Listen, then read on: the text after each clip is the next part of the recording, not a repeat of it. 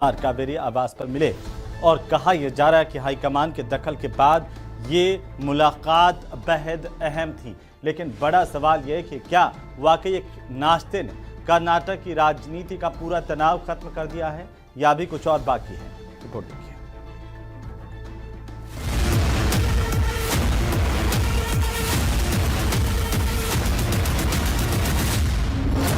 कर्नाटक में सत्ता साझा करने को लेकर पिछले कई दिनों से जारी हलचल आज एक ब्रेकफास्ट मीटिंग तक पहुंच गई। हाईकमान के स्पष्ट निर्देश के बाद मुख्यमंत्री सिद्धारमैया ने डिप्टी सीएम डी.के. शिवकुमार को कावेरी में नाश्ते पर बुलाया। दोनों नेताओं ने कैमरे के सामने मुस्कुराकर एकता दिखाने की कोशिश की, लेकिन भीतर का तनाव जस का तस दिखाई दिया। हालांकि मैसेज यही दिया गया कि सब कुछ ऑल इज वेल है। सिद्धारमैया की तरफ से कहा गया एकता बनी रहेगी, हमारे बीच कोई मतभेद नहीं है, आला कमान जो कहेगा वो होगा, 2028 के चुनाव तक साथ चलेंगे।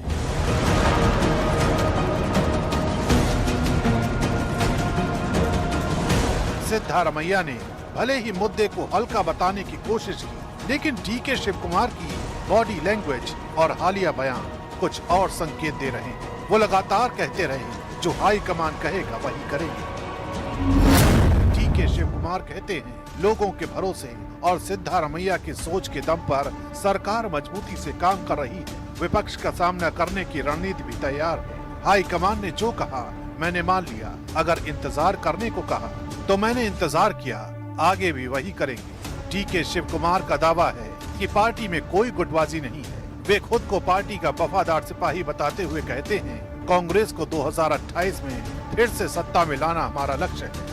नेतृत्व के निर्देश पर होने वाली ऐसी बैठकों के बाद जितना बताया जाता है उससे कहीं ज्यादा छुपाया जाता है, लेकिन ये छुपा हुआ सच भी कभी न कभी सामने आएगा जरूर। सवाल ये है कि कुछ घंटों बाद, कुछ हफ्तों बाद या कुछ महीनों बाद, क्योंकि डी.के. शिवकुमार सालों तक इंतजार करने वाले तो दिख नहीं रहे।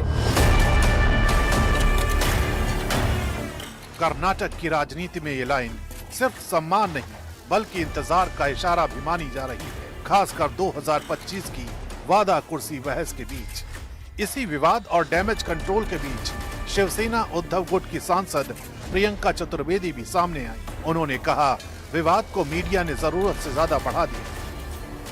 चर्चा सब जगह हो रही है, मीडिया में ज्यादा हो रही है, आपस में उनके इतनी नहीं हो रही होगी जितना मीडिया उसको तूल दे रही है। और उसमें स्पष्ट किया है, कांग्रेस पार्टी ने भी स्पष्ट किया है कि इस पे बातचीत होगी, इस पे निर्णय लिया जाएगा। और उनका जो कमिटमेंट है कर्नाटका की जनता के साथ है, कर्नाटका की जनता को जो जो वादे किए थे वो पूरी करने की बात है। 5 साल के लिए एक बड़ा मैंडेट मिला है, उसकी जिम्मेदारी वो समझ रहे हैं। तो आने वाले समय में क्या कंटिन्यूटी रहेगी या चेंज आएगा वो जनता के सामने आएगा।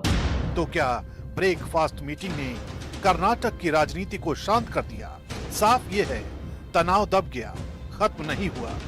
दोनों नेता हाई कमान के पाले में गेंद डालकर आगे बढ़ गए हैं। अब विधानसभा सत्र और दिल्ली की अगली कॉल पर निगाहें टिक गई हैं। मतलब कर्नाटक का असली फैसला अभी दिल्ली की मेज पर ही लिखा जाएगा।